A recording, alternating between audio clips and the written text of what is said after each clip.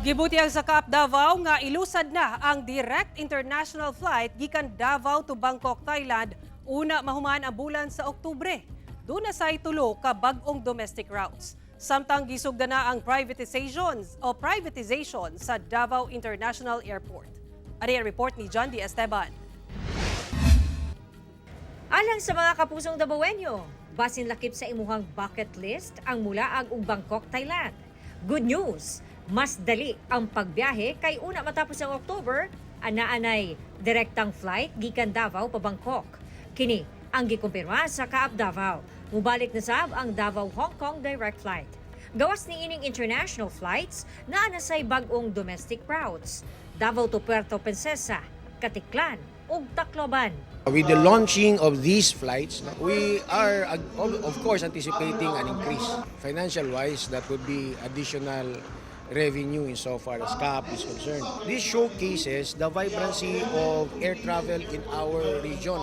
Siguro obsena, ginalantaw ang pagsaka sa ihap sa mga pasahero. Sa karon ng Davao International Airport, dunay average passengers nga 11,500 kada adlaw. Busa kinahanglan na gyud daw nga ma-modernize ang airport. Hinuon ning baguhay lang, milagda na og Transaction Advisory Service Agreement ang Department of Transportation tali sa usa ka consultancy firm. Sugod na ni sa pag-privatize sa airport. Magmugna pa og guidelines sa biddings para sa proyekto. Lakip dinhi ang rehabilitasyon ug ang expansion sa airport. Gilauman nga ang proseso matapos sulod sa 13 months.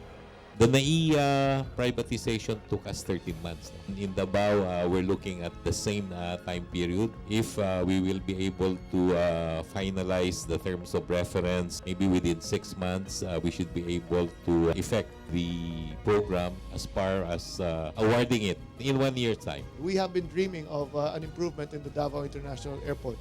I have been very vocal about it. How can we have an international airport with only one conveyor belt? We had a problem.